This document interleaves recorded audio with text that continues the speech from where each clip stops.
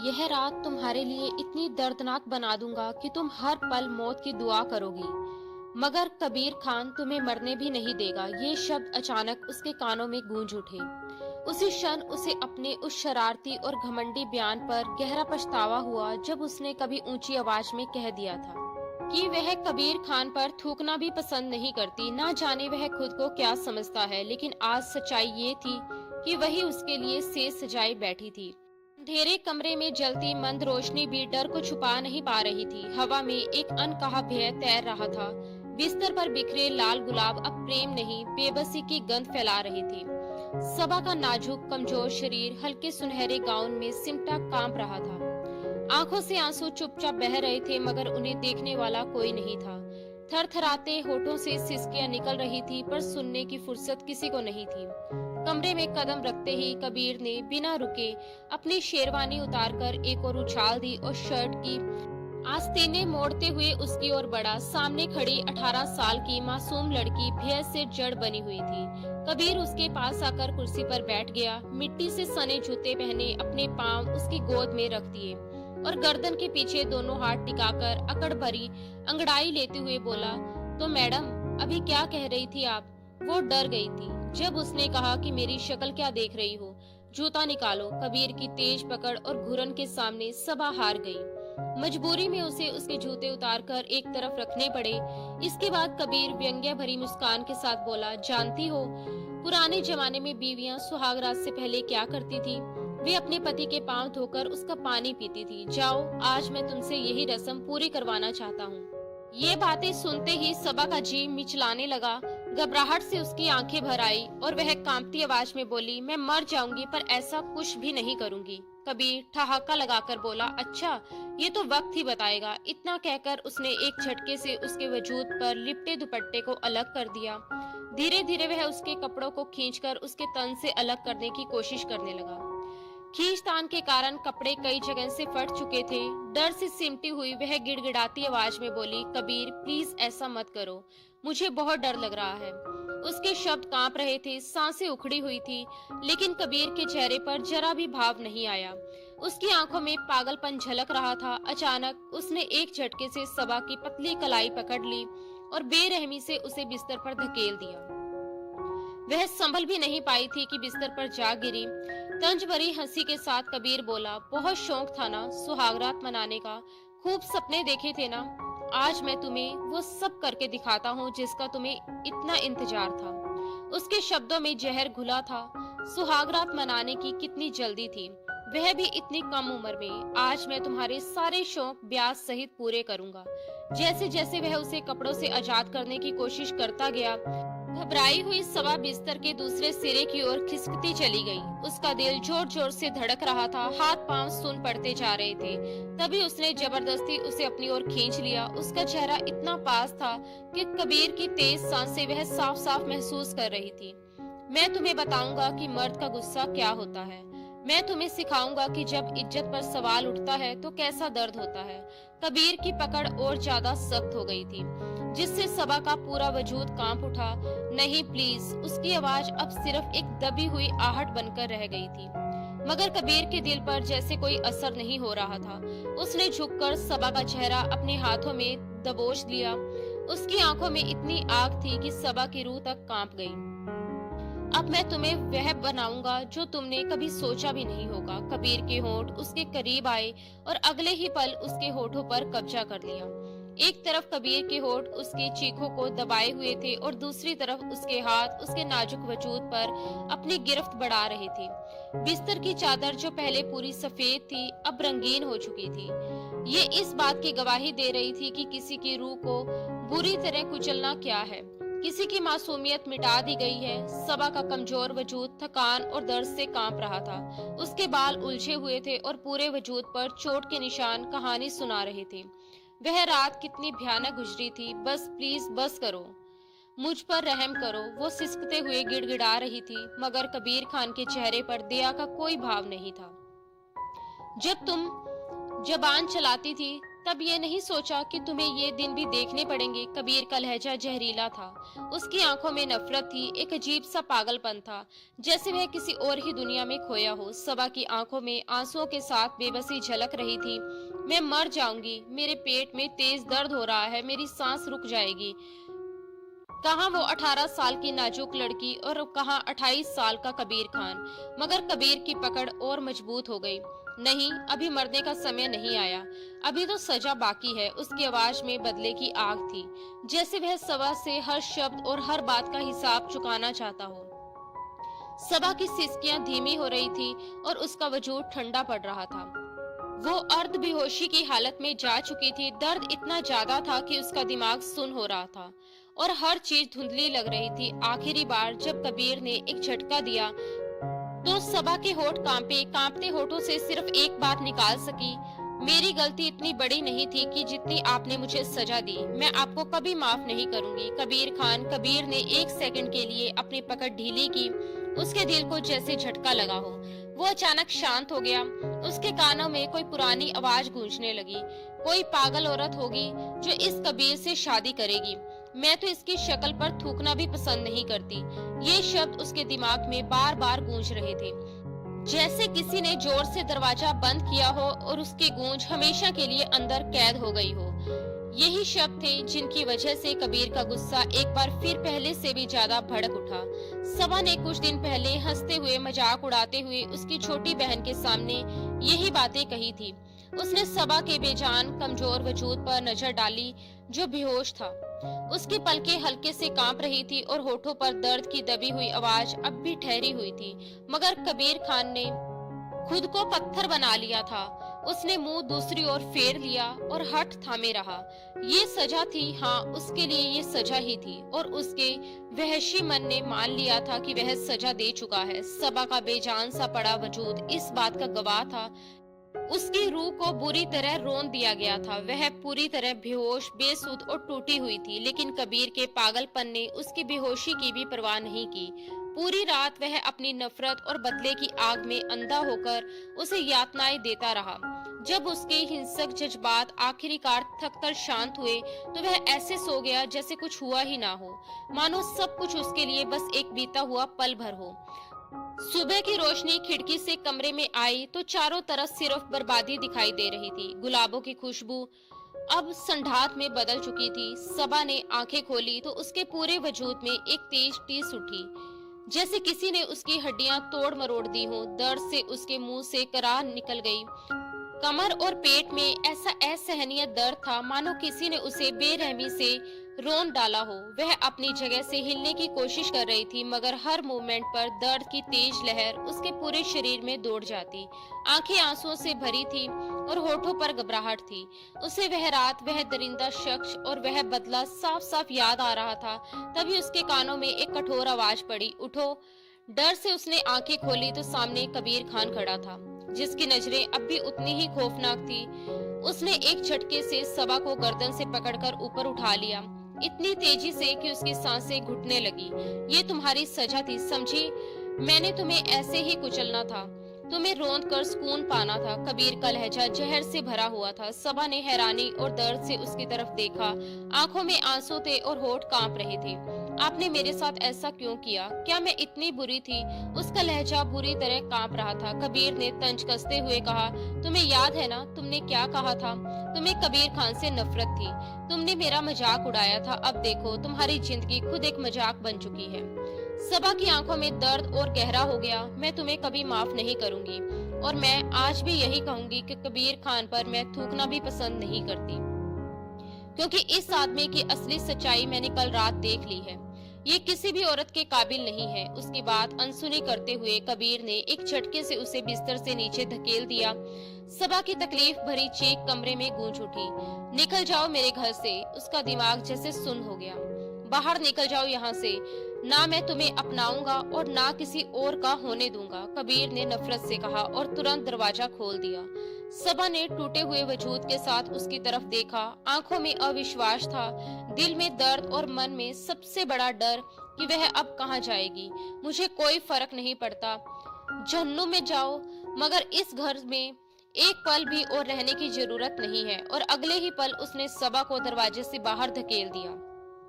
वह नाजुक वजूद जो पूरी रात दर्द सह चुका था, अब फर्श पर पड़ा था। कबीर ने दरवाजा बंद कर दिया, बिना ये सोचे कि वह एक गांव की लड़की है, इस शहर में अनजान थी और इस हालत में कहां जाएगी। सड़क पर चलते लोग बार बार मुड़कर देख रहे थे। कुछ के चेहरे पर हैरानी थी तो कुछ दबी आवाज में बातें कर रहे थे। ये कौन है?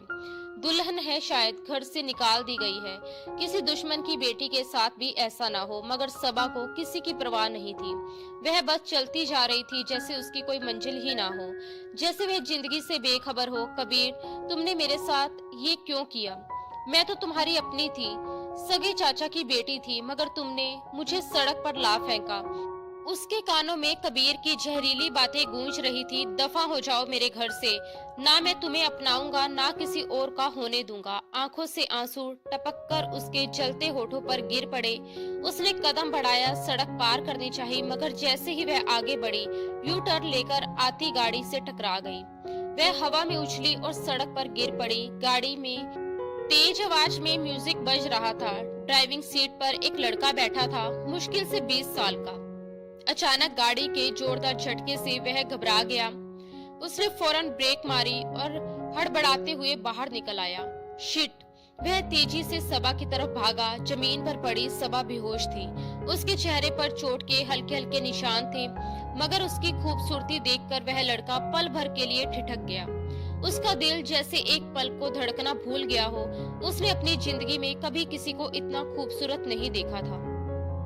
मगर सबा का शरीर ठंडा पड़ चुका था। ओ गॉड, मैंने इसे मार तो नहीं दिया? वह घबराकर बुदबुदाया। वह वही जमीन पर बैठ गया और कांपते हाथों से सबा के चेहरे को छुआ। हेलो, प्लीज आंखें खोलो। लेकिन सबा की आंखें बंद ही रही।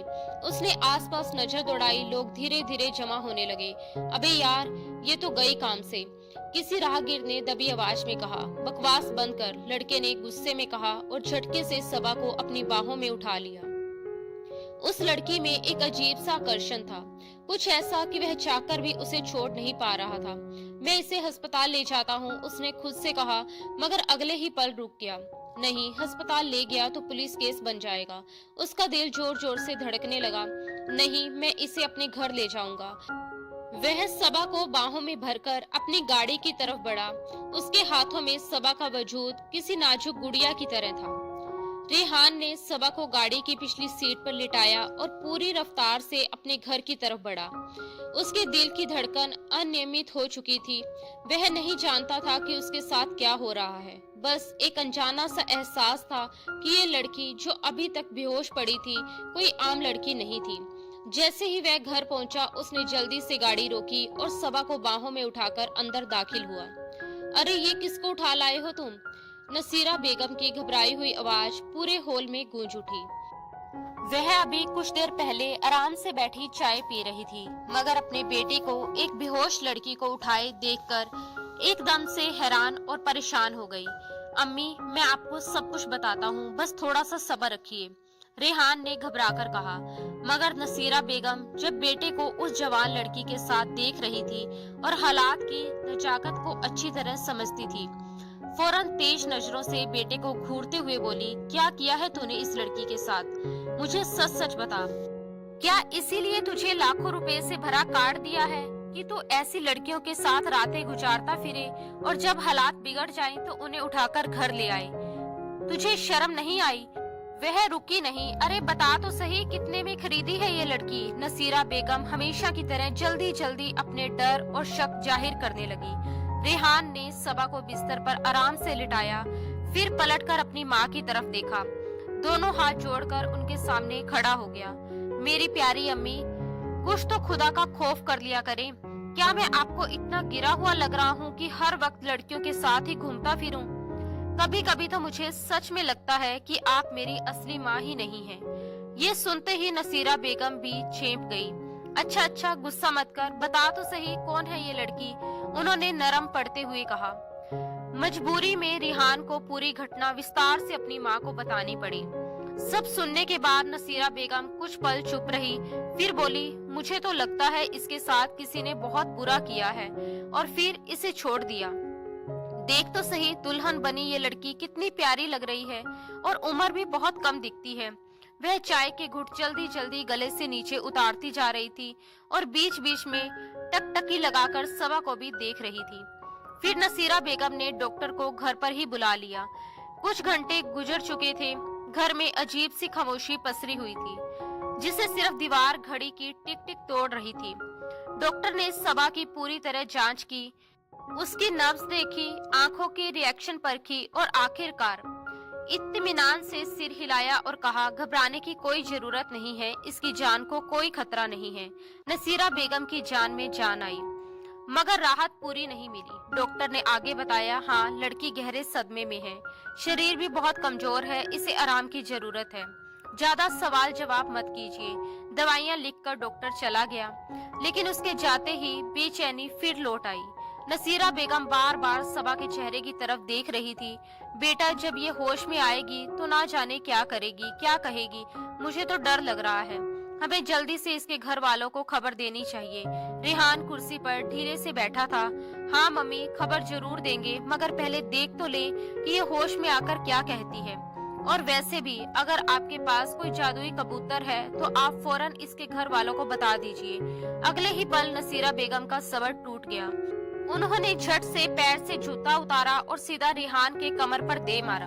बकवास बंद कर। रेहान दर्द से करा उठा, मगर मुस्कुरा भी रहा था। वह बचपन से ही शरारती और मुंह फट था, और नसीरा बेगम भी कम नहीं थी। माँ बेटे का ये तकरार भरा रिश्ता उनके घर की रोजमर्रा की कहानी बन चुका था। नसीरा बेगम ने जिंदगी में बहुत कुछ देखा था। उनकी पहली शादी रेहान के बाप से हुई थी। वह एक सख्त, बदजुबान और हाथ उठाने वाला आदमी था। वे हर वक्त ताने देता, छोटी छोटी बातों पर जिल्लत करता और अक्सर मारपीट भी करता था। शुरुआत में नसीरा बेगम ने सब कुछ चुपचाप सहा। समाज, बदनामी और बच्चे के भविष्य का डर उन्हें चुप रखता रहा। मगर जब रेहान 10 साल का हुआ और जुल्म सहते सहते उनका दम घुटने लगा, तो उन्होंने चुप्पी तोड़ दी। अब वह अपने शोहर के सामने खुलकर बोलने लगी। झगड़े बढ़ने लगे, बात बात पर चीख पुकार होने लगी। हालत ये हो गई कि जब भी दोनों में लड़ाई होती, पूरा गांव उनकी आवाजें सुनता था। फिर एक दिन अचानक उनका शोहर गुजर गया। कुछ लोगों ने इसे किस्मत कहा, किसने बद्दुआ। नसीरा बेगम ने इसे आजादी समझा। बची हुई जिंदगी बेटे के साथ तन्हाई में गुजारने की बजाय उन्होंने फैसला किया कि अब वह अपनी और अपने बेटे की जिंदगी फिर से संवारेगी। उन्होंने रिश्तेदारों को साफ साफ बता दिया था कि अगर कोई अच्छा और अमीर आदमी उन्हें उनके बेटे के साथ अपनाना चाहे तो वह तैयार है। वक्त के साथ नसीरा बेगम तेज, समझदार और हालात को पहचानने वाली औरत बन चुकी थी। वह कभी किसी को गलत सलाह नहीं देती थी, मगर अपने और अपने बेटे की खुशी के मामले में वह अब बिल्कुल भी समझौता नहीं करती थी। इसी दौरान 70 साल के एक बूढ़े आदमी का रिश्ता 30 साल की नसीरा के लिए आया। वह बहुत अमीर था, इसलिए उन्होंने फौरन एक्सेप्ट कर लिया। 5 साल भी नहीं गुजरे थे कि वह शख्स इस दुनिया से चला गया। उसके बाद उसकी सारी जायदाद, पैसा और रुतबा नसीरा बेगम और रेहान के हिस्से में आ गया। इस तरह दोनों अमीर तो हो गए, मगर उनका रहन सहन और बर्ताव अब भी वही गांव वाला ही था।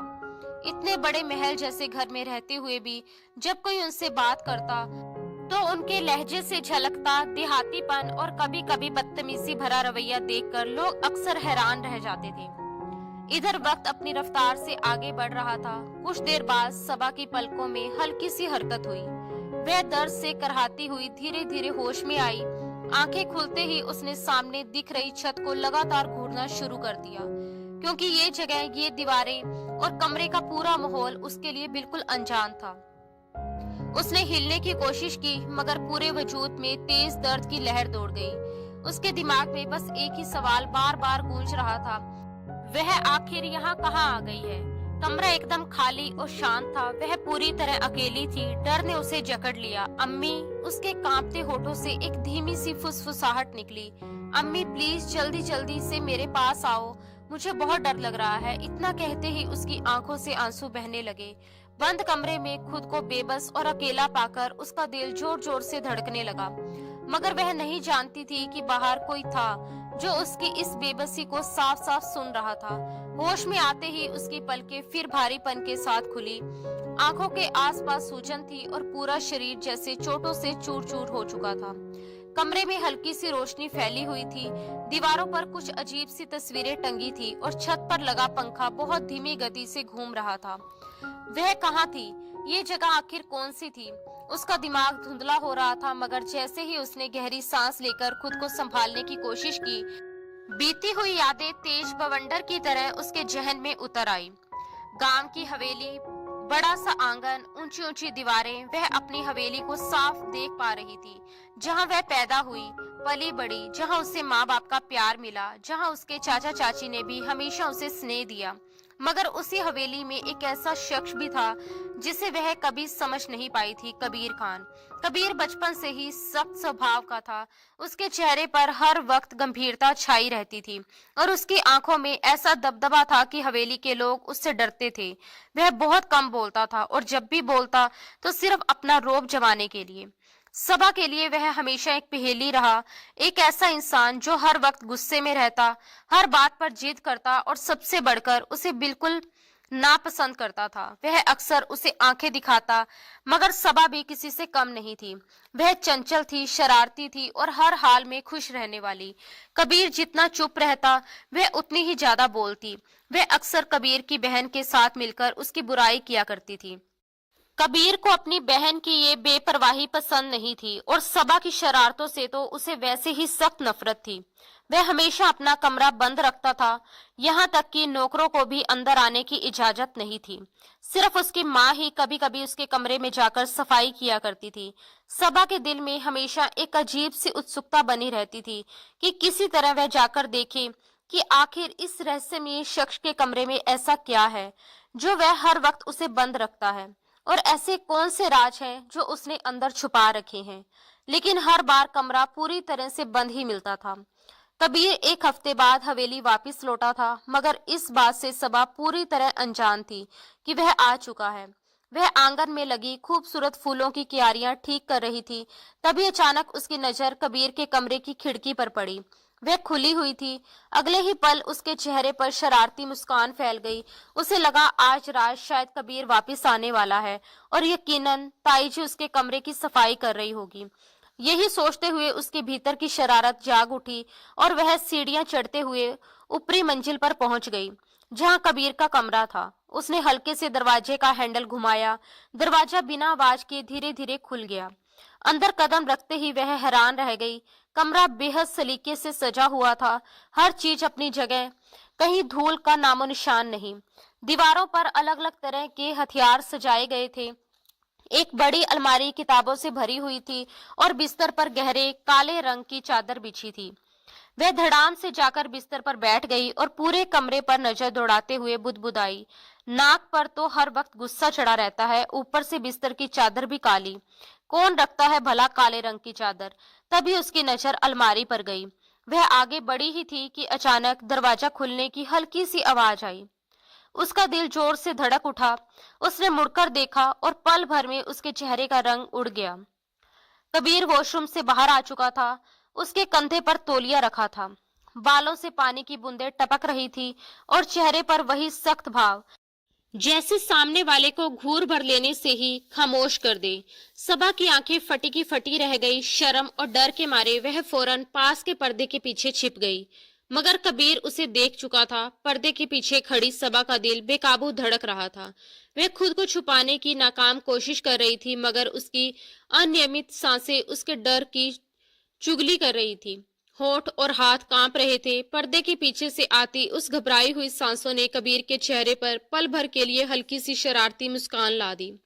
अगले ही क्षण उसने झटके से पर्दा हटा दिया और सबा के सामने आ खड़ा हुआ। तुम यहाँ क्या कर रही थी? उसकी भारी गुस्से भरी आवाज उसके कानों में गूंज गई। सबा की सांसें जैसे थम गई। वह नजरें झुकाए खड़ी रही और खुद को छुड़ाने की नाकाम कोशिश करती हुई हकलाकर बोली, मैं तो बस ऐसे ही चली आई थी। मगर कबीर का शिकंजा सख्त था। उसकी गर्म सांसें सबा के कानों के पीछे पड़ी तो उसके वजूद में एक झुरझुरी सी दौड़ गई। उसकी उंगलियां सबा के नाजुक कमर पर रेंग रही थी। वह अपना चेहरा उसके कान के करीब रखे हुए कहने लगा, जानती हो ना मुझे अपने कमरे में किसी का आना पसंद नहीं, और जो मेरे नियमों का उल्लंघन करता है उन्हें मैं सजा देता हूँ। ये कहकर वह उसे और ज्यादा करीब कर चुका था। वो नाजुक सी लड़की को घबराता हुआ देखकर मजे ले रहा था। बड़ी मुश्किल से सबा कहने लगी, सॉरी, मुझे पता नहीं था, मैं तो बस आपके कमरे की साफ सफाई करने के लिए आई थी। लेकिन वह उसके चेहरे पर नजरें गाड़कर कहने लगा, अच्छा, साफ सफाई करने के लिए आई थी, तो फिर पर्दे के पीछे क्यों छुप गई? चोर की दाढ़ी में तिनका है ना? ये कहकर उसने सबा की ठोड़ी को सख्ती से पकड़ा, उसका चेहरा अपने करीब किया और उसकी बड़ी बड़ी आंखों में झांक कर कहा, तुम्हें सजा मिलनी ही चाहिए सबा। सबा के होठ और ज्यादा कांपे। सजा? उसके होठों से बड़ी मुश्किल से निकला और अगले ही पल कबीर ने अपना चेहरा झुकाकर अपने सख्त होठ सबा के नरम होठों पर रख दिए। सबा की आंखें अचानक फैल गई। वह उसे हल्के से नहीं चूम रहा था, बल्कि जैसे अपने गुस्से और जुनून में उसे अपने अंदर समा रहा था। सबा ने विरोध किया, अपने हाथों से उसे धक्का दिया, मगर कबीर ने और सख्ती से उसे अपने गिरफ्त में ले लिया। छोड़ो मुझे, वह धीमी सी आवाज में बोली, मगर कबीर के कानों में जैसे कुछ पड़ा ही ना था। वह जानबूझकर उसे बेबस महसूस करवा रहा था, जानबूझकर उसकी बेबसी का मजा ले रहा था। सबा का दम घुटने लगा था। उसने पूरी ताकत से खुद को पीछे धकेला तो कबीर ने आखिरकार उसे आजाद कर दिया, मगर जाने से पहले वह सबा के होठों को हल्के से काट चुका था। सबा ने जल्दी से अपने होठों पर हाथ फेरा, उसकी सांसें बुरी तरह उखड़ी हुई थी। कबीर ने उसकी गर्दन के करीब झुककर धीमी आवाज में कहा, दोबारा मेरे कमरे में आई तो अच्छा नहीं होगा सबा। ये कहते ही उसने सबा को झटके से छोड़ा था। सबा कदम हटाते हटाते पीछे जाकर दीवार से लग गई। उसकी आंखों में हैरानी थी और उसका चेहरा शर्म, डर और हैरानी से लाल हो चुका था। कबीर वाकई ही एक वहशी इंसान था। सबा को वह शाम बार बार याद आ जाती जब कबीर ने सजा के नाम पर उसके साथ जबरदस्ती की थी। उस पल की याद भर से उसका पूरा वजूद कांप उठता। जब जब वह उसे याद करती, दिल किसी अनजाने डर से भर जाता। वह कबीर से बचने की हर मुमकिन कोशिश कर रही थी। घर में कहीं भी जाती तो पहले इधर उधर नजर दौड़ाती, कहीं वह आसपास तो नहीं है।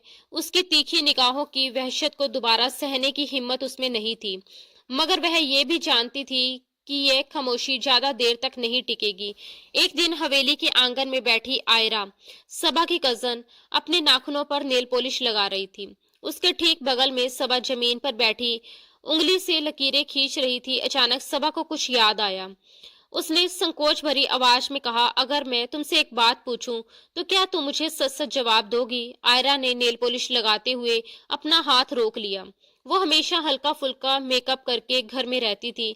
उसके चेहरे पर हर वक्त एक बनावटी सी मुस्कुराहट रहती और मोबाइल तो मानो चौबीसों घंटे उसकी हथेली से चिपका रहता था।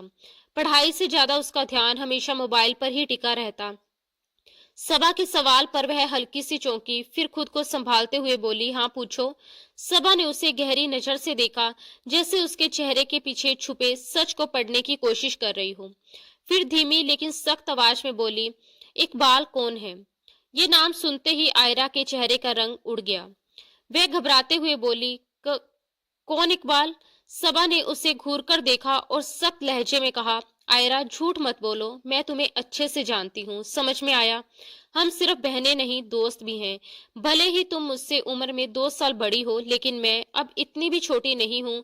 अगले ही पल आयरा के चेहरे पर एक मजबूर सी मुस्कान आ गई और वह बोली, वादा करो तुम किसी को कुछ नहीं बताओगी। जैसे ही सबा ने उससे वादा किया, आयरा एक खुली किताब की तरह उसके सामने खुल गई।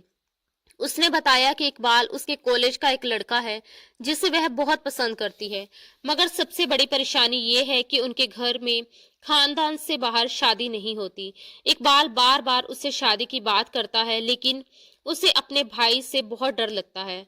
अगर कबीर को पता चल गया तो वह मेरी जान ही ले लेगा, उसने डरते हुए कहा। कबीर का नाम सुनते ही सबा के माथे पर बल पड़ गए। वह बोली, तुम अपने माँ बाप से जितना नहीं डरती, उससे ज्यादा अपने भाई से डरती हो। अगर तुम वाकई ही इकबाल के साथ जिंदगी गुजारना चाहती हो तो पहले अपने माँ बाप को बताओ और इकबाल से कहो कि वह रिश्ता लेकर हमारे घर आए। मैं तुम्हारे साथ हूँ, कबीर की मर्जी कभी तुम पर हावी नहीं होने दूंगी। दोनों अपनी बातों में डूबी हुई थी कि तभी अचानक कबीर वहां पहुंचा और तंज से बोला, क्या बातें हो रही हैं? कौन सा रिश्ता? कबीर को देखते ही आयरा का रंग उड़ गया। मगर अगले ही पल वह सीना तान कर खड़ी हो गई और बोली, ये हमारा निजी मामला है। क्या आपको ये तमीज नहीं कि जब दो लड़कियां बैठकर बातें कर रही हों तो बीच में दखल नहीं देते। आयरा के दिल की धड़कनें तेज हो गई थी, जबकि कबीर उसे घूरता रह गया। फिर वह झुंझलाकर बोला, मैं तुम्हारे मुंह लगना पसंद नहीं करता। फालतू में काली बिल्ली बनकर मेरा रास्ता मत काटा करो। और ये कहकर वहां से चला गया। अपने भाई को यूं दिल मिलाता देखकर आयरा अगले ही पल मुस्कुरा उठी और बोली, कितना मजा आएगा ना भाई की शादी पर। सबा ने उदासी से उसकी ओर देखा और नाक चढ़ाकर कहा, तुम्हारा भाई शादी के लायक भी है। 24 घंटे तो उसकी शक्ल सड़े हुए करेले जैसे रहती है। आयरा हंस पड़ी और बोली, अम्मी तो वैसे भी बहुत जल्द उनकी शादी के लिए लड़कियां देखने वाली है। कोई पागल लड़की ही होगी जो इस कमीने के साथ शादी करेगी। सबा ने तंज कसते हुए कहा तो आयरा और जोर से हंसने लगी। सच कहूं तो अगर तुम्हारी उम्र थोड़ी कम ना होती और तुम मेरे भाई की उम्र की होती तो मैं तुम्हारी शादी उसी से करवा देती। ये सुनते ही सबा का पारा चढ़ गया। वह झटके से उठी, हाथ बांधकर गुस्से में बोली, मैं और तुम्हारे भाई से शादी? मैं तो उसकी तरफ देखकर थूकना भी पसंद ना करूं। आयरा का मुंह हैरानी से खुला रह गया, मगर उनके पीछे कोई और भी था जिसने ये शब्द सुन लिए थे। वह अपने खास अंदाज में दरवाजे के पास खड़ा था, हाथ जेब में डाले, तेज नजरें और होठों पर वही हल्की सी मुस्कान जो हमेशा किसी खतरे का इशारा देती थी। सबा ने जैसे ही कबीर को देखा, उसके पैरों तले जमीन खिसक गई। उसकी निगाहें पूरी तरह सबा पर जमी थी, जैसे किसी शिकारी ने अपने शिकार को घेर लिया हो। वह तो यही समझ रही थी कि वह जा चुका है। कबीर धीरे धीरे उनके करीब आया और ठंडी आवाज में बोला, क्या कहा तुमने सबा? उसकी आवाज में एक अजीब सी खामोशी थी जो दिल को दहला देने के लिए काफी थी। सबा के गले में जैसे कांटे चुभ गए। वह नजरें चुराकर जल्दी से बोली, कुछ नहीं। मगर कबीर की निगाहें एक पल को भी उसके चेहरे से नहीं हटी। वह बोला, मैंने साफ सुना है तुम मेरी तरफ देखकर थूकना भी पसंद नहीं करती। सबा ने जानबूझकर मजबूत लहजे में कहा, हाँ तो मुझे तुम जैसे मर्द बिल्कुल पसंद नहीं। हालांकि उसकी आवाज में छुपी घबराहट साफ महसूस की जा सकती थी। कबीर के होठों पर एक तंजिया मुस्कान उभरी। वह उसे एक गहरी नजर से देखता हुआ आगे बढ़ गया। सबा का दिल जोर जोर से धड़क रहा था, मगर वह सब कुछ अनसुना कर अपने कमरे में चली गई। अगले 2 दिन हवेली में अजीब सी खामोशी पसरी रही। तीसरे दिन जब सबा किसी सवाल को सुलझाने के लिए किताबें उठाकर आयरा के कमरे में पहुंची तो उसने देखा कि आयरा मोबाइल हाथ में लिए उसे झुंझलाहट में अपने हाथ पर मार रही थी। पूछने पर वह रोती सी शक्ल बनाकर बोली, पता नहीं मोबाइल की स्क्रीन को क्या हो गया है, कुछ भी काम नहीं कर रहा। सबा ने मोबाइल हाथ में लिया। वह पूरी तरह गीला था और आयरा के बाल भी भीगे हुए थे। लगता था कि वह अभी अभी नहाकर निकली है। सबा यूं ही बोल पड़ी, ऐसा लग रहा है जैसे मोबाइल बाथ टब में गिर गया हो। ये सुनते ही आयरा के चेहरे का रंग उड़ गया। उसके भाव देखकर सबा बहुत कुछ समझ चुकी थी। उसने सख्ती से पूछा, ये सब क्या है? कहीं तुम मोबाइल लेकर वॉशरूम में तो नहीं थी? आयरा ने तुरंत नजरें झुका ली और बनावटी सफाई देते हुए बोली, तुम कैसी बातें कर रही हो? बस बात करते करते मोबाइल हाथ से छूटकर जग में गिर गया। साफ था कि वह झूठ बोल रही थी। तभी अचानक मोबाइल ऑन हो गया। जैसे ही सबा की नजर स्क्रीन पर पड़ी, उसका दिल जोर से धक से रह गया। हैंग हुए मोबाइल पर आयरा की कुछ तस्वीरें खुली थी, जिनमें वह बाथ टब में बैठी बेपरवाह और बेखौफ अंदाज में अपनी तस्वीरें बना चुकी थी। ये नजारा देखते ही मोबाइल सबा के हाथ से छूटकर नीचे गिर गया। उसे अपनी आंखों पर यकीन नहीं हो रहा था। आयरा पूरी तरह घबरा गई और जल्दी से बोली, प्लीज किसी को मत बताना। तुम तो मेरी सहेली और राजदार हो ना। मैं तो बस ऐसे ही, तुम जानती हो ना, मैं और इकबाल एक दूसरे को बहुत पसंद करते हैं। हमारी शादी हो जाएगी। मगर सबा सख्त लहजे में बोली, शादी हुई तो नहीं ना। ये सब तुम क्या कर रही थी? तुम्हें जरा भी शर्म नहीं आती? लेकिन आयरा ने उसकी बातों पर ध्यान देने की बजाय झुंझलाकर कहा, अच्छा पहले मुझे अपना मोबाइल दो, मैं इकबाल को बता दूं, वह मेरा इंतजार कर रहा होगा। ये कहते ही उसने मोबाइल आगे बढ़ाया, मगर आयरा ने झटके से सबा के हाथ से मोबाइल खींच लिया और उसी पल इकबाल को कॉल लगा दी। कमरे के अंदर हो रही खटपट की आवाज सुनकर बाहर से गुजर रहे कबीर के कदम रुक गए। वह तेजी से दरवाजा खोलकर अंदर दाखिल हुआ। रात के 11 बज चुके थे। हवेली की दीवारों पर गहरी खामोशी पसरी हुई थी और लगभग सब सो चुके थे। अचानक कबीर को सामने देखकर दोनों हड़बड़ा गई। कबीर ने सबसे पहले घूरकर अपनी बहन को देखा, फिर उसकी नजर सबा पर ठहर गई। वह भारी आवाज में बोला, ये सब क्या हो रहा है यहाँ? तुम दोनों अभी तक सोई नहीं हो? सबा ने जमीन पर गिरे मोबाइल को फौरन उठाकर अपने पीछे छुपा लिया, मगर कबीर को शक हो चुका था। वह आगे बढ़ा और एक झटके में आयरा के हाथ से मोबाइल छीन लिया, जिस पर इकबाल की कॉल अटेंड हो चुकी थी और दूसरी तरफ से हेलो की आवाज आ रही थी। लड़के की आवाज सुनते ही कबीर का पारा 7वें आसमान पर पहुंच गया। वह गुस्से से आयरा की तरफ देखकर बोला, कौन है ये? सबा पीछे खड़ी ये सब देख रही थी। कबीर खान के गुस्से से कौन वाकिफ नहीं था। आयरा के बचे खुचे होश भी उड़ने लगे।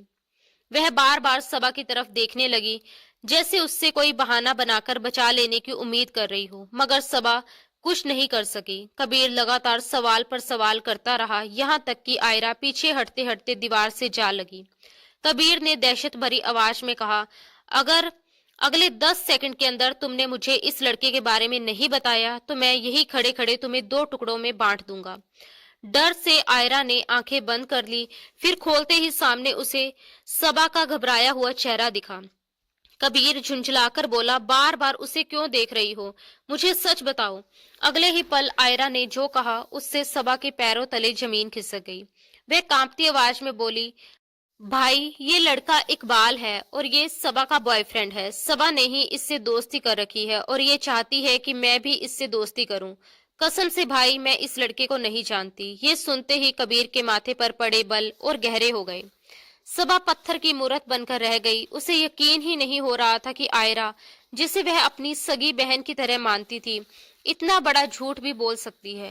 वह तुरंत आगे बढ़ी और घबराई, लेकिन साफ आवाज में बोली, नहीं, ये झूठ बोल रही है। मैं इस लड़के को जानती भी नहीं हूँ। ये खुद उससे बातें कर रही थी, मैं तो इसे मना कर रही थी। कबीर ने जैसे ही मोबाइल अपने हाथ में लिया, अगले ही पल उसने सख्ती से सवाल किया, ये मोबाइल किसका है? सबा ने कांपती आवाज में जवाब दिया, ये मेरा है। जवाब मिलते ही कबीर का हाथ हवा में उठा और अगले ही पल एक जोरदार थप्पड़ सबा के चेहरे पर पड़ चुका था। गुस्से से वह दहाड़ा, घटिया लड़की, खुद तो गिरे हुए किरदार की मालिक हो और मेरे साथ साथ मेरी बहन को भी बिगाड़ने चली हो। वह आयरा को नजरअंदाज करता हुआ सीधे सबा की तरफ बढ़ा, उसका बाजू पकड़कर बेरहमी से खींचा और उसे अपने जबरदस्ती कमरे के अंदर ले गया। वहां पहुंचते ही वह आग बबूला होकर बोला, तुमने कबीर खान की बहन को बहकाने की कोशिश की है। तुम्हें मैं ऐसी सजा दूंगा, ये बात तुम जिंदगी भर याद रखोगी। क्या कह रही थी? तुम मुझे देखकर थूकना भी पसंद नहीं? अब मैं तुम्हें दिखाता हूँ कि तमाशा कैसे बनता है। तुम्हें बहुत शौक है ना बॉयफ्रेंड बनाने का। ये कहकर वह गुस्से में कमरे से बाहर निकल गया। सबा फूट फूट कर रो रही थी, बार बार खुद को बेगुनाह साबित करते हुए कह रही थी कि उसने कुछ भी गलत नहीं किया। आयरा झूठ बोल रही है, मगर उसकी बात पर यकीन करने वाला कोई नहीं था। उसी रात हवेली के बड़े कमरे में कबीर, उसकी माँ शाइस्ता बेगम, उसके पिता सलीम साहब और घर के तमाम बड़े सदस्य इकट्ठे थे। परिवार में एक अहम फैसला लिया जाना था, कबीर की शादी का। शाइस्ता बेगम की आंखों में खुशी की चमक साफ झलक रही थी। अब ये तय करना था कि पूरे खानदान में कौन सी लड़की उनके कबीर के लिए सबसे बेहतर रहेगी। सलीम साहब ने गंभीरता से सिर हिलाते हुए कहा, खानदान में कई अच्छी बच्चियां हैं। तुम्हारी चाची की बेटी इल्मा या फिर मामू की बेटी नूर, दोनों ही अच्छी है। शाइस्ता बेगम ने बेटे की तरफ उम्मीद भरी नजर से देखा और पूछा, कबीर बेटा, तुम भी कुछ कहना चाहते हो? तुम्हारी कोई खास पसंद है क्या? कमरे में अचानक सन्नाटा छा गया। जब कबीर ने सीधा बैठते हुए एक एक करके सब पर गहरी नजर डाली और धीमे लहजे में कहा, मुझे सबा से शादी करती है। ये सुनते ही सब सन रह गए। शाइस्ता बेगम ने हैरानी से बेटे को देखा और सलीम साहब की भौहें चढ़ गई। सबा? शाइस्ता बेगम ने हैरानी से नाम दोहराया। हाँ, कबीर ने बिना किसी झिझक के कहा, मैं उसी से शादी करना चाहता हूँ। उसका लहजा इतना मजबूत और ठंडा था, जैसे उसने पहले ही मन में ये फैसला लिख दिया हो कि अब उसे बदलने की कोई गुंजाइश ना हो। कमरे में बैठे सब लोग कुछ पल के लिए सन्न रह गए। सलीम साहब ने गहरी सोच में डूबकर थोड़ी देर बाद कहा, लेकिन बेटा, तुम्हारी और उसकी उम्र में काफी फर्क है। तुम 28 साल के हो और वो अभी सिर्फ 18 की है। कबीर की आंखों में एक अजीब सी चमक उभरी, मानो ये सवाल उसके लिए कोई मायने ही ना रखता हो। उसने सख्त स्वर में जवाब दिया, उम्र का फर्क मेरे लिए कोई मायने नहीं रखता अब्बू। वह हमारे घर की लड़की है, सबकी लाडली है, और मैं जानता हूँ कि वही मेरे लिए सबसे बेहतरीन है। शाइस्ता बेगम और सलीम साहब ने एक दूसरे की ओर देखा। दोनों के चेहरे पर हैरानी साफ झलक रही थी। शाइस्ता बेगम ने बेटे को समझाने की कोशिश करते हुए कहा, लेकिन बेटा, तुम दोनों में जमीन आसमान का फर्क है। तुम गंभीर हो, गुस्सेल स्वभाव के हो, और वो तो बहुत ही चंचल और लापरवाह सी बच्ची है। कबीर ने गहरी सांस ली, जैसे सब तर्क सुनकर भी उसका मन जरा भी डगमगाया ना हो, और दृढ़ता से बोला, मुझे इन बातों से कोई फर्क नहीं पड़ता अम्मी। मेरा फैसला अटल है, मैं सबा से ही शादी करूंगा। वही मौजूद सबा के माँ बाप फरजाना बेगम और आदिल साहब ये सब सुनकर सकते में आ गए और एक दूसरे की तरफ देखने लगे। आदिल साहब ने साफ और दो टुक शब्दों में कहा, हमें कोई एतराज नहीं, लेकिन हम सबा की मर्जी के बिना कोई फैसला नहीं करेंगे। ये सुनते ही कबीर ने तुरंत कहा, तो चाचा, आप लोग यहीं रुकिए, मैं खुद उससे बात करके आता हूँ। इतना कहकर वह उठ खड़ा हुआ और बिना किसी को कुछ कहने का मौका दिए सीधे सबा के कमरे की तरफ बढ़ गया। कमरे में सबा घुटनों में सिर छुपाए रो रही थी। उसकी सिसकियां तकिए में दबकर रह गई थी। कबीर के अंदर आते ही वह सिहर उठी। उसने ठंडी और हुक्म भरी आवाज में कहा, तुम्हारे माँ बाप तुमसे पूछेंगे कि तुम मुझसे शादी करना चाहती हो या नहीं। तुम्हें लाजमी हाँ कहना है। ये शब्द सबा के लिए एक के बाद एक गिरने वाले बम जैसे थे। वह घबराकर उठी और कांपती आवाज में बोली, आप कैसी बातें कर रही हैं? मैं कभी भी आपसे शादी नहीं करूंगी। आप मेरी जिंदगी बर्बाद करने पर तुले हुए हैं। मैं बार बार कह रही हूँ कि मैं किसी इकबाल को नहीं जानती। वह आपकी बहन का ही बॉयफ्रेंड है, जिसे वह मेरे सर मंड रही है। मगर अपनी बहन के नाम पर यह बात सुनते ही कबीर की गैरत जैसे भड़क उठी। वह एक झटके में आगे बढ़ा, उसके बालों को जकड़कर झुका दिया और दांत पीसते हुए बोला, चुप, बकवास बंद करो अपनी। चुपचाप शादी के लिए हाँ करो। तुम जितनी देर करोगी और मेरी बहन के कैरेक्टर पर बात करोगी, शादी के बाद पहली रात तुम्हारे लिए उतनी ही खतरनाक साबित होगी। अगर तुमने मेरे साथ शादी के लिए ना की तो याद रखना, मैं तुम्हारे करतूत तुम्हारे माँ बाप को बता दूंगा, और फिर तुम्हारे साथ क्या होगा ये तुम अच्छी तरह से जानती हो। वह हर तरह से सबा के लिए रास्ते बंद कर चुका था। मजबूरन अपने माँ बाप के सामने जब उससे पूछा गया तो उससे हाँ कहना ही पड़ा। उसका दिल अंदर ही अंदर टूट रहा था और आयरा के लिए उसके मन में नफरत उबल रही थी। उस लड़की के लिए जिसने पलक झपकते ही सारा कीचड़ उसके चेहरे पर मल दिया था और खुद मासूम व शरीफ बनकर बैठी थी। कबीर अपनी बहन पर जान न्यौछावर करता था। उसके लिए सारी दुनिया एक तरफ थी और उसकी बहन उसके दिल में सबसे ऊपर। आखिरकार शादी का फैसला हो गया। कबीर ने सबके सामने ये भी ऐलान कर दिया कि निकाह के फौरन बाद वह सबा को लेकर शहर चला जाएगा और वे गांव में नहीं रुकेंगे। ये सुनकर सबने खुशी खुशी अपनी सहमति दे दी। फरजाना बेगम और आदिल साहब भी इस फैसले से संतुष्ट हो गए, क्योंकि उन्हें लगा कि उनकी बेटी शहर में ज्यादा सुरक्षित और खुश रहेगी। पूरे खानदान में खुशी की लहर दौड़ गई और धूमधाम से सबा का निकाह कबीर के साथ कर दिया गया। वह गांव की सबसे खूबसूरत दुल्हन बनी थी, मगर उसकी आंखों में खुशी नहीं, हैरानी, डर और आंसू बसे हुए थे। मेहंदी की रात वह अपने कमरे में खामोश बैठी रही। घर के बड़े इस सच से अनजान थे कि इन तीनों के बीच क्या क्या घुट चुका है। उसने दोबारा आयरा से बात करने की कोशिश तक नहीं की थी। वह मेहंदी की दुल्हन बनी चुपचाप बैठी थी। तभी आयरा पास आई और मुस्कुराकर उसका चेहरा अपने हाथों में थाम लिया। मगर सबा ने झटके से उसके हाथ हटा दिए और गुस्से में बोली, दूर रहो मुझसे। खबरदार, मुझे छूने की कोशिश मत करना। तुमने मेरी जिंदगी बर्बाद कर दी। मैं तुम्हें अपनी बहन समझती थी, लेकिन तुम धोखेबाज निकली। दोगली हो। अपने मुंह की कालिक तुमने मेरे मुंह पर मल दी। लानत है तुम पर। वह गुस्से से चिल्ला रही थी, मगर आयरा शर्मिंदा होने की बजाय अकड़कर उसके सामने खड़ी हो गई और बोली, तुम्हें शौक था मेरे मामलों में दखल अंदाजी करने का। वरना मैं पिछले 4 साल से इकबाल के साथ रिलेशनशिप में हूँ। मैं अपने भाई की नजरों में खुद को हरगिज नहीं गिरा सकती और अपनी जगह उनकी नजरों में बनाए रखने के लिए मैं किसी भी हद तक जा सकती हूँ। ये कहकर वह वहां से चली गई और एक बार फिर सबा फूट फूट कर रोने लगी। कुछ देर बाद दरवाजा धड़ाम से खुला और कबीर अंदर दाखिल हुआ। उसके कदमों की आहट सुनते ही सबा ने नजरें उठा ली, मगर कबीर के चेहरे पर उभरी वहशत देखकर वह अंदर तक कांप उठी। कबीर ने उसका बाजू पकड़कर झटके से खड़ा किया और धीमी मगर दहशत भरी आवाज में दहाड़ा, कल की रात तुम्हारी चीखें गूंजेंगी सबा। सबा की सांसें गले में अटक गई। कबीर ने जहर घुली लहजे में कहा, शायद ही किसी लड़की ने इतनी तकलीफ सही हो जितनी तुम सहोगी। सबा ने कांपते होठों से कुछ कहने की कोशिश की, मगर उसके शब्द वहीं दम तोड़ गए। ये शादी, ये रिश्ता किसी मोहब्बत भरे साथ का नाम नहीं था, बल्कि एक सजा थी जिसका फैसला कबीर बहुत पहले कर चुका था। कमरे में हल्की सी रोशनी जल रही थी। सबा बिस्तर पर बैठी थी। उसके आंसू थमने का नाम नहीं ले रहे थे। हर सांस के साथ बीते पलों की तकलीफदेह यादें और गहरी होती जा रही थी। उसकी पेशानी पसीने से भीग चुकी थी। लगातार बहते आंसुओं के कारण उसकी आंखें लाल पड़ चुकी थी। तभी दरवाजा धीरे से खुला और नसीरा बेगम अंदर दाखिल हुई। उनकी आंखों में नरमी थी, मगर चेहरे पर गहरी गंभीरता साफ झलक रही थी। बेटा, क्या हुआ? तुम क्यों रो रही हो? वह करीब आई और प्यार से सबा का सिर सहलाने लगी। सबा ने नम आंखों से उनकी तरफ देखा और फिर अचानक उनके गले लगकर फूट फूट कर रो पड़ी। मैं बर्बाद हो चुकी हूँ। मेरा सब कुछ खत्म हो चुका है। वह हिचकियों के बीच बोली, मुझे किसी ने नहीं बताया था कि शादी का मतलब कैद होता है। कबीर ने मुझे जैसे सजा दी है, जैसे मैं कोई इंसान नहीं, बस एक खिलौना हूँ। सबा की ये बातें सुनकर नसीरा बेगम के चेहरे पर पल भर के लिए हैरानी उभरी। फिर उन्होंने गहरी सांस ली और नरमी से कहा, बेटा, साफ साफ बताओ कि तुम्हारे साथ क्या हुआ।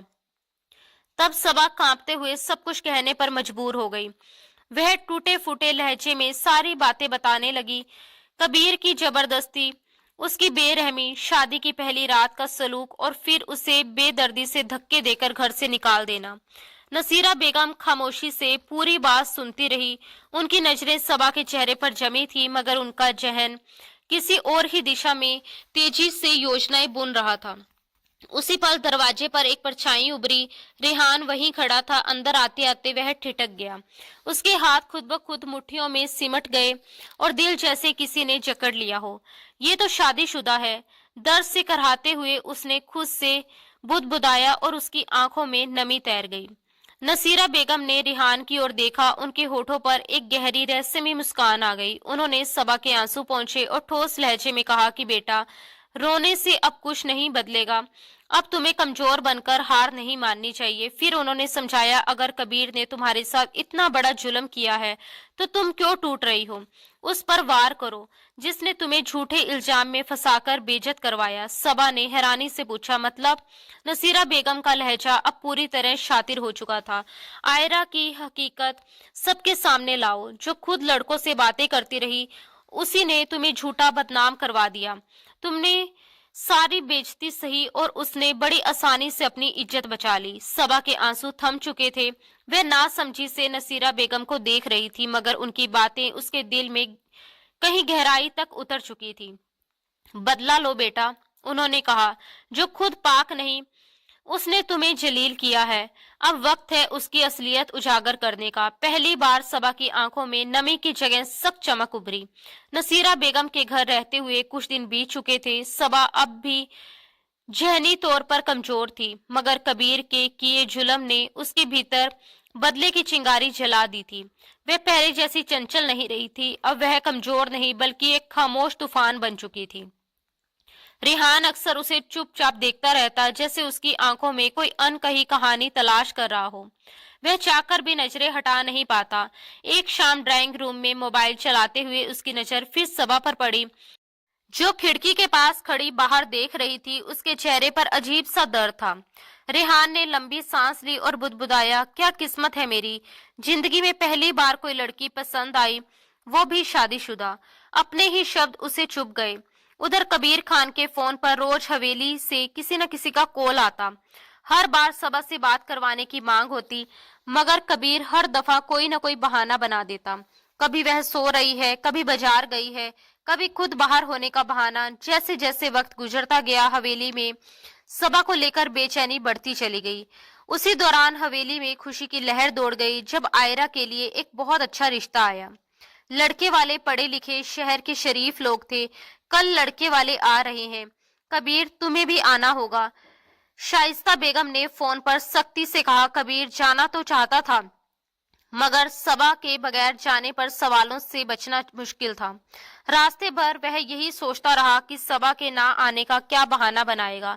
जैसे ही उसने हवेली में कदम रखा, सामने का मंजर देखकर वह सन रह गया। सबा वहीं खड़ी थी। ये लड़की यहाँ क्या कर रही है? उसके माथे पर पसीना आ गया। सबा खूबसूरत कपड़ों में सजी थी और उसकी आंखों में वो तेजी और हिम्मत थी जो कबीर ने पहले कभी नहीं देखी थी। वह अब डरी सहमी पुरानी सबा नहीं थी। कबीर के दिल में अजीब सी घबराहट उठी। ये कैसे हो सकता है? मैंने तो उसे शहर में छोड़ दिया था। मगर सच्चाई सामने थी। सबा पूरी तरह बदली हुई, पहले से ज्यादा आत्मविश्वासी और शायद पहले से ज्यादा खतरनाक।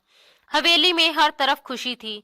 सब अपनी तैयारियों में लगे थे और सबा सबके साथ सामान्य ढंग से घुल मिलकर काम कर रही थी। कबीर को उसका यूं हंसते मुस्कुराते सबके साथ रहना बर्दाश्त नहीं हो रहा था।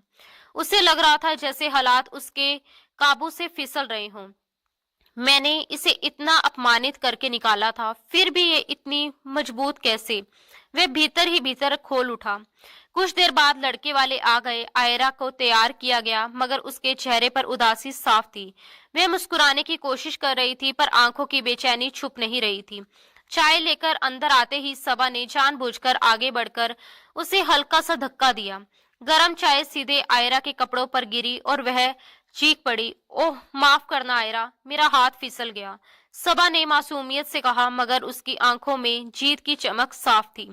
आयरा घबराकर कपड़े झाड़ने लगी, मगर जैसे ही चाय से उसका दुपट्टा गीला हुआ, अंदर पहना हुआ पहनावा कुछ ज्यादा ही नजर आने लगा। लड़के की मां ने चौंक कर नजरें झुका ली और लड़के के पिता ने फौरन दूसरी तरफ देखना शुरू कर दिया। मगर सबसे ज्यादा हैरानी उस लड़के को हुई जो देखने आया था। उसके जहन में एक झटका सा लगा और उसने मन ही मन सोचा कि ये तो वही लड़की है जिसे उसने कॉलेज में इकबाल के साथ देखा था। लड़के ने धीरे से अपनी मां के कान में कुछ कहा और फिर तुरंत खड़ा होकर बोला, हमें थोड़ा समय चाहिए, हम सोचकर जवाब देंगे। ये सुनते ही पूरे कमरे में सन्नाटा छा गया। शाइस्ता बेगम और कबीर के चेहरे सख्त हो गए, जबकि आयरा का रंग पल भर में उड़ गया। वहीं सबा के चेहरे पर हल्की सी मुस्कान उभर आई।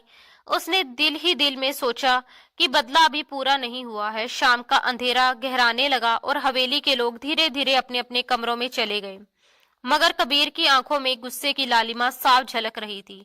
वह कई घंटों से खुद को काबू में रखने की कोशिश कर रहा था, लेकिन अब सब्र का बांध टूट चुका था। जैसे ही उसे मौका मिला, वह तेज कदमों से आगे बढ़ा और सबा का बाजू जोर से पकड़कर उसे घसीटता हुआ अपने कमरे में ले गया।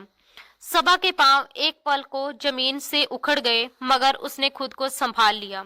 दरवाजा बंद होते ही कबीर उसके बिल्कुल करीब आ गया और सख्त लहजे में बोला, तुम यहाँ कैसे आई? तुम्हारा मकसद क्या है? सबा ने गुस्से से उसे घूरा, लेकिन अपनी आवाज को मजबूत रखते हुए कहा, ये मेरा घर है कबीर खान, और मैं यहाँ अपनी मर्जी से आई हूँ। मुझे तुम्हारी इजाजत की जरूरत नहीं। कबीर ने गुस्से में उसकी कलाई दबाते हुए कहा, तुम क्या समझती हो? मुझे नहीं पता कि तुम अंदर ही अंदर क्या चाल चल रही हो। सबा ने तंज भरी मुस्कान के साथ जवाब दिया, मैंने कुछ नहीं किया। जो कुछ हुआ है वह सच्चाई थी, और हाँ, अगर तुमने दोबारा जबरदस्ती करने की कोशिश की तो इस बार मैं पूरे परिवार के सामने तुम्हारा असली चेहरा दिखा दूंगी। कबीर के माथे पर गहरी शिकन पड़ गई। सबा की ये बदली हुई शख्सियत उसे बिल्कुल भी रास नहीं आ रही थी। सबा दरवाजे की तरफ बढ़ी, मगर रुककर जहरीले अंदाज में बोली, वैसे तुम्हारी बहन बड़ी मासूम बनती है, लेकिन उसके राज भी ज्यादा दिन छिपे रहने वाले नहीं हैं। कबीर ने हैरानी से उसकी तरफ देखा, मगर सबा बिना कुछ कहे दरवाजा खोलकर बाहर निकल गई। अगले ही दिन हवेली में फिर से हलचल मच गई जब आयरा के लिए एक और रिश्ता आया। ये रिश्ता किसी और का नहीं बल्कि खुद इकबाल का था। पूरे आत्मविश्वास के साथ उसने कहा कि मैं इकबाल खान हूँ और मैं आयरा को पसंद करता हूँ। मैं इज्जत के साथ उससे शादी करने आया हूँ। मगर इससे पहले कि कोई कुछ कह पाता, शाइस्ता बेगम के फोन पर एक मैसेज आया। जैसे ही उन्होंने स्क्रीन खोली, उनकी आंखें हैरानी से फैल गईं। ये क्या है? उनके हाथ कांपने लगे। फोन की स्क्रीन पर आयरा की नहाते हुए की तस्वीरें थीं, जो किसी अनजान नंबर से भेजी गई थी। पूरे कमरे में गहरी खामोशी छा गई। आयरा की माँ के हाथ से मोबाइल गिरते गिरते बचा। वह घबराकर अपनी बेटी को देखने लगी, जबकि कबीर और शाइस्ता बेगम सन होकर पूरे मामले को समझने की कोशिश कर रहे थे। एक कोने में सबा हल्की सी मुस्कान के साथ खड़ी थी। जो करना था वह कर चुकी थी। आयरा की माँ का चेहरा सफेद पड़ गया। उनके हाथ कांपने लगे और वह एक झटके से सीने पर हाथ रखकर गिरने लगी। या अल्लाह, ये मैं क्या देख रही हूँ? उनकी चीख निकल गई। अम्मी! कबीर दौड़कर उन्हें संभालने लगा, मगर उसी पल उसके शौहर सलीम खान भी कुर्सी से गिरते हुए सीने पर हाथ रखकर हाँफने लगे। अब्बू, अब्बू! आयरा की चीख गूंज उठी। देखते ही देखते पूरा घर मातम में बदल गया। हवेली में चीखों पुकार गूंजने लगी। नौकर दौड़ते हुए अंदर आए और हर कोई हक्का बक्का खड़ा रह गया। सबा ने एक नजर आयरा पर डाली, जो अपनी बर्बादी सामने देखकर गहरे सदमे में जा चुकी थी। उसने कांपते हाथों से अपने माँ बाप की तरफ देखा, मगर वे दोनों बेहोशी की हालत में फर्श पर पड़े थे। इन्हें फौरन अस्पताल ले जाना होगा, कबीर ने चीखते हुए कहा, और बिना देर किए गाड़ी निकालकर उन्हें अस्पताल पहुंचाया गया। कई घंटे बाद जब कबीर अस्पताल से लौटा, तो उसकी आंखें गुस्से और तकलीफ से सुर्ख थी। उसने दरवाजा जोर से खोला और सीधा आयरा के कमरे में जा घुसा। ये सब क्या है? वो दहाड़ा और आगे बढ़कर आयरा का गला दबोच लिया। भाई छोड़िए, आयरा ने हाफती आवाज में कहा, मगर कबीर का गुस्सा और भड़क उठा। मैं तुम्हें जिंदा नहीं छोड़ूंगा। तुमने हमारी इज्जत मिट्टी में मिला दी। हमारे माँ बाप मौत के मुंह में चले गए और तुम आराम से यहाँ बैठी हो। उसकी पकड़ और सख्त हो गई। आयरा की आंखें बाहर निकलने लगी, सांसें टूटने लगी और वह बेबस होकर पैर पटकने लगी। मगर कबीर का गुस्सा थमने का नाम नहीं ले रहा था। तभी पीछे से सबा की हंसी की आवाज गूंजी। उसने ठंडे लहजे में कहा, क्यों अब भी मुझे ही दोषी ठहराओगे? क्या ये तस्वीरें भी मैंने ही ली थी? कबीर के हाथ ढीले पड़ गए। उसने आंखें बंद की, मोबाइल पर आखिरी बार उन तस्वीरों को देखा और शर्मिंदगी से सिर झुका लिया। उसी वक्त इकबाल भी वहां मौजूद था, जो ये पूरा मंजर देख रहा था। उसने गंभीरता से कहा, कबीर भाई, अगर मैं आयरा को अपनी बीवी बनाकर अपने साथ ले जाना चाहता हूँ, तो आप उसे क्यों मार रहे हैं? कबीर ने चौंक कर उसकी तरफ देखा। तुम अब भी इसे अपनाना चाहते हो? इकबाल ने बिना झिझक जवाब दिया, हाँ, मैं 5 साल से आयरा को पसंद करता हूँ और मुझे इससे कोई फर्क नहीं पड़ता। उसने जो कुछ किया मेरे लिए किया। ये सुनते ही आयरा फूट फूट कर रो पड़ी। उसने कांपती आवाज में कबूल किया, मैंने आप सब से झूठ बोला था। खुद को आपकी नजरों में गिरने से बचाने के लिए मैंने सबा पर इल्जाम लगाया कि उसका इकबाल के साथ चक्कर है। ये सुनकर कबीर ने गुस्से में अपनी मुट्ठियां भींच ली। कुछ समय बाद कबीर के माँ बाप अस्पताल से घर लौट आए, मगर उनके चेहरों से पुराना गरूर और दबदबा गायब हो चुका था। जिंदगी के सबसे बड़े धोखे और तकलीफ ने उन्हें अंदर से तोड़ दिया था। अब उनके पास कोई और रास्ता नहीं बचा था। इसलिए उन्होंने आयरा और इकबाल का निकाह करवाकर उन्हें तुरंत विदा करने का फैसला किया। सलीम खान ने भारी दिल से कहा, अब हम ये मामला और नहीं खींच सकते। इज्जत तो पहले ही खत्म हो चुकी है। बेहतर है आयरा अपनी बाकी जिंदगी इकबाल के साथ बिताए। आयरा शर्मिंदगी के साथ निगाह के अल्फाज दोहरा रही थी। उसकी आंखों में आंसू थे, मगर वह अपनी विवशता को स्वीकार कर चुकी थी। तभी एक आवाज गूंजी, अब मुझे भी कुछ कहना है। सबकी नजरें उस तरफ उठी। सबा सामने खड़ी थी। चेहरे पर तकलीफ और जख्मों के निशान साफ दिख रहे थे। उसने कांपते मगर दृढ़ लहजे में कहा, मैं आज सबको बताना चाहती हूँ कि मेरे साथ क्या हुआ। मैं उस जुल्म को दुनिया के सामने लाना चाहती हूँ जो कबीर खान ने मुझ पर किया है। ये कहते हुए वह फूट फूट कर रो पड़ी और एक एक करके सब कुछ बताने लगी। कैसे कबीर ने अपने जुनून और शक में उसके साथ बदसलूकी की, कैसे उसे धक्के देकर घर से निकाल दिया, कैसे वह जख्मी हालत में सड़क पर पड़ी रही, कैसे रेहान और उसकी माँ ने उसे सहारा दिया और कैसे उसने हर पल डर और अपमान में गुजारा। वह चीख कर बोली, क्या ये मेरा कसूर था कि मैंने ना समझी में कह दिया कि मैं कबीर से शादी नहीं करना चाहती? क्या ये इतना बड़ा गुनाह था कि मुझे इतनी भयानक सजा दी गई? सिर्फ शक की बुनियाद पर कबीर ने अपनी बहन का गुनाह मेरे सर मढ़ दिया और आज जब बहन की सच्चाई सामने आई तो उसे उसी के साथ विदा भी कर दिया। पूरे परिवार में गहरी खामोशी छा गई। कबीर जो एक कोने में खड़ा था, उसका चेहरा पीला पड़ चुका था। सबा के माँ बाप आगे बढ़े। उसके अब्बू ने साफ शब्दों में कहा, हम अपनी बेटी को यहाँ नहीं रहने देंगे। हम उसे वहां लेकर जाएंगे जहां वह इज्जत और सुकून के साथ जी सके। उन्होंने जितना हो सका कबीर को उसके किए का एहसास दिलाया। उसके बाद सबा अपनी अम्मी अब्बू के साथ उस हवेली को छोड़कर चली गई। उन्होंने एक अलग घर लिया और सबा ने अपने हक के लिए तलाक का मुकदमा दायर किया। उसका फैसला साफ था, जो शख्स शक के नाम पर मुझे बर्बाद कर सकता है, उसे उस पर दोबारा कभी भरोसा नहीं कर सकती।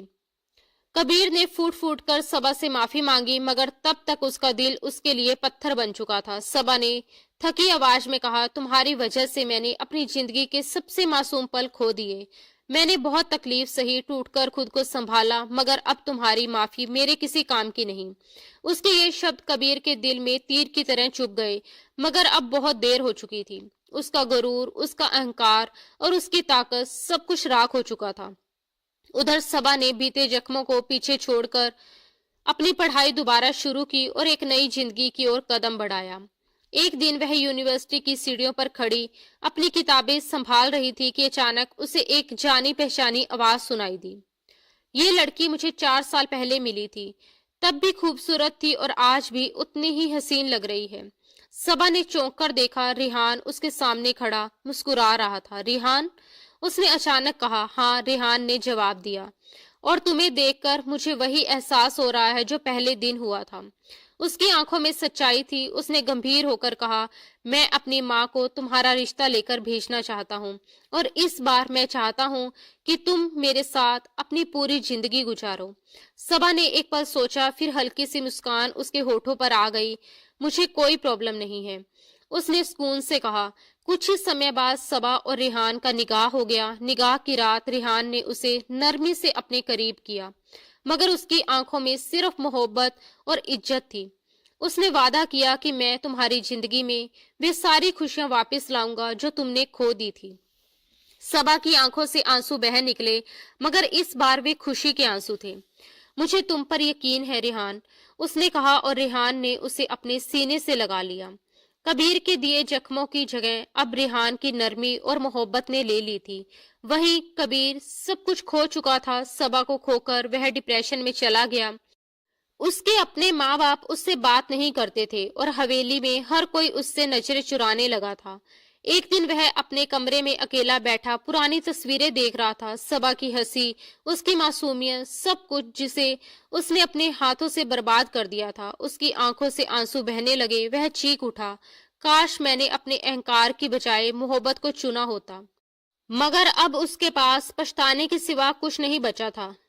दोस्तों, उम्मीद है कि आपको हमारी ये कहानी पसंद आई होगी। अगर कहानी अच्छी लगी हो तो वीडियो को लाइक करें, चैनल पर नए हैं तो सब्सक्राइब जरूर करें और अगली अपडेट सबसे पहले पाने के लिए नोटिफिकेशन बेल दबाना ना भूलें। धन्यवाद दोस्तों। राधे राधे।